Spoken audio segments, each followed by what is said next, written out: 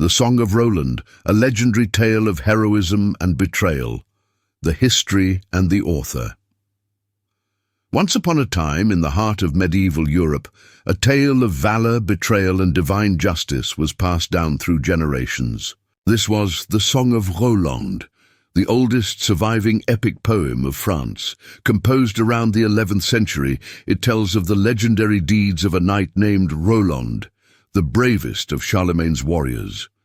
The author of this grande chanson de geste, or song of heroic deeds, remains unknown. However, scholars believe it was composed by a poet named Turold, whose name appears at the end of one manuscript. Yet, whether he was the true author or merely a scribe remains a mystery. The epic was based on a real historical event, the Battle of Roncevaux Pass in 778, but transformed into a heroic legend where knights fought not just with swords, but with unwavering faith. The epic begins. Charlemagne's long war, our tale, unfolds at a time when the mighty Emperor Charlemagne had spent 7 long years conquering Spain. Only the city of Saragossa remained, ruled by the Muslim king Marsil. Desperate, Marsil sent envoys offering peace, knowing he could not defeat Charlemagne's army. But was this offer true, or just a cunning trap? Charlemagne, weary of war, sought counsel.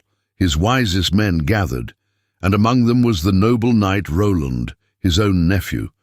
But Roland's stepfather, Ganelon, a man of bitter heart, was chosen as the envoy to negotiate with Marsil.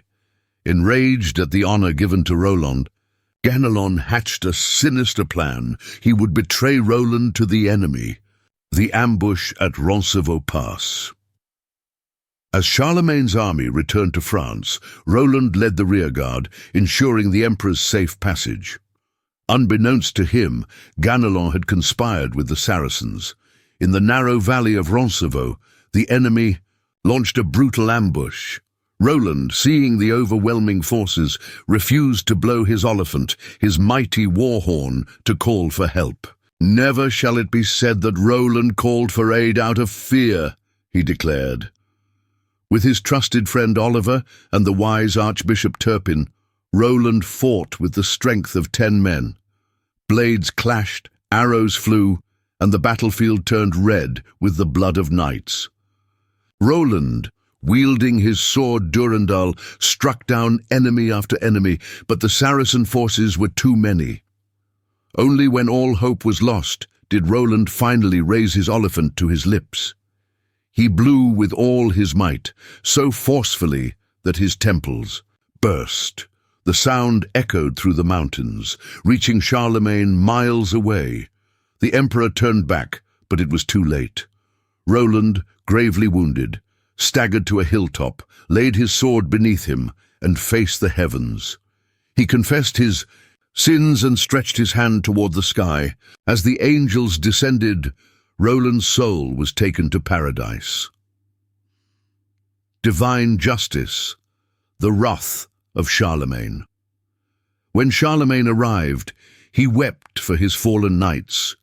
Furious, he chased the Saracen army and crushed them in a great battle. But justice was not yet complete. Ganelon, the traitor, was captured and brought before a trial.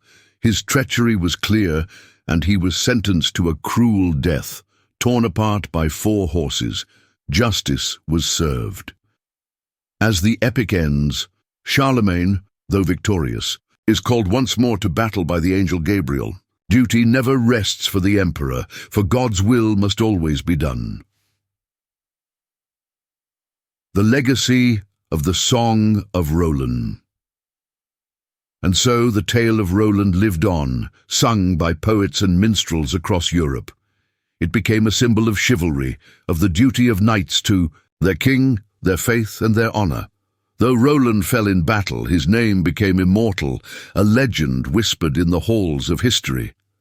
And thus ends the Song of Roland, the epic of France, a tale of heroism, loyalty, and the price of betrayal.